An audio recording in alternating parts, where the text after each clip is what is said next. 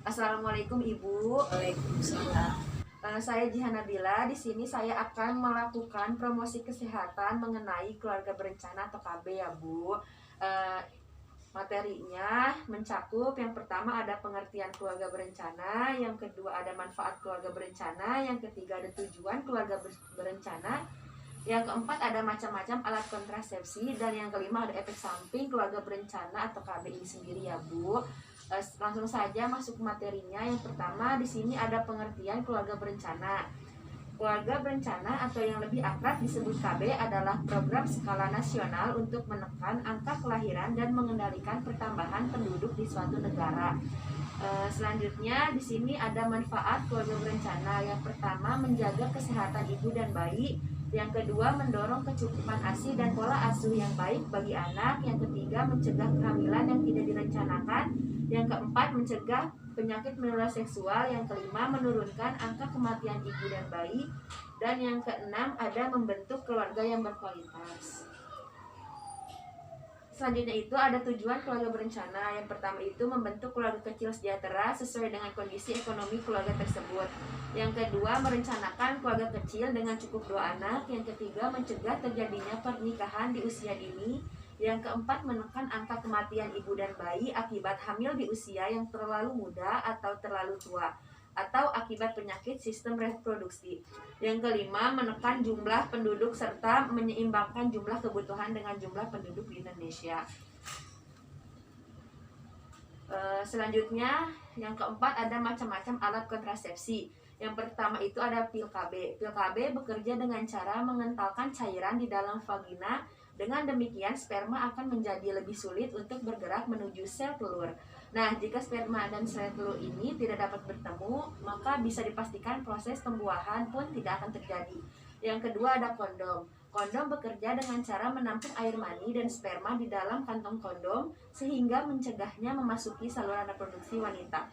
Yang ketiga ada suntik KB. Suntik KB bekerja dengan cara menghentikan ovulasi atau proses pelepasan sel telur dari ovarium setiap bulannya, mengentalkan lendir di leher rahim sehingga sperma terhalang dan sulit masuk ke rahim untuk membuahi sel telur.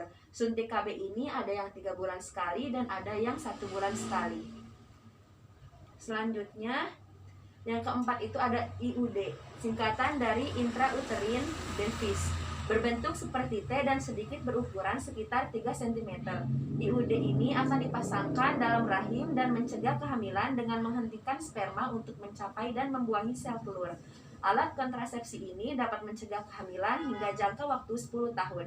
IUD ini dibagi menjadi 2 ya Bu, yaitu yang pertama IUD hormonal, bekerja dengan cara melepas hormon progestin sedikit demi sedikit setiap hari. Hormon ini kemudian akan mengentalkan cairan di bagian leher rahim sehingga sperma jadi lebih sulit untuk bisa masuk ke dalam rahim. Yang kedua ini ada IUD non hormonal, memiliki lilitan tembaga di sekelilingnya. Tembaga ini yang akan mengeluarkan zat yang menimbulkan peradangan di dalam rahim yang kemudian merusak sel sperma dan sel telur sebelum keduanya sempat bertemu. Yang terakhir itu ada KB permanen. KB permanen ini bekerja dengan cara memotong atau mengikat saluran tuba Fallopi. Dengan demikian sel telur pun tidak akan bisa menemukan jalan menuju rahim. Sel sperma juga tak akan bisa mencapai tuba Fallopi dan membuahi sel telur. Tindakan tersebut berfungsi untuk mencegah pembuahan dan kehamilan. Selanjutnya ini ya Bu, gambar yang pertama ada pil KB, yang kedua ada kondom, yang ketiga ada suntik KB, yang keempat ada IUD, dan yang kelima itu ada KB permanen. Yang terakhir itu ada efek samping keluarga berencana. Yang pertama itu perubahan siklus menstruasi, yang kedua berat badan naik, yang ketiga tidak bisa seketika kembali subur, yang keempat gairah seks menurun, yang kelima sakit kepala, nyeri payudara dan perubahan mood, yang keenam ada kepadatan tulang berkurang, dan yang terakhir ada timbul jerawat. Baik Bu, sampai sini saja promosi kesehatan dari saya. Apakah Ibu ada pertanyaan? Ada. Ya Bu, silahkan.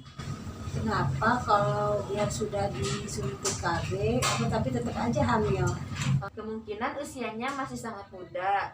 Sel telur dan spermanya itu masih sangat-sangat subur ya Bu, sehingga ketika sepasang suami istri itu berhubungan intim terjadinya pembuahan gitu ya Bu. Baik, apakah ingin ada yang ditanyakan lagi? Enggak. Baik Ibu, terima kasih atas waktunya. Saya permisi ya Bu. Assalamualaikum.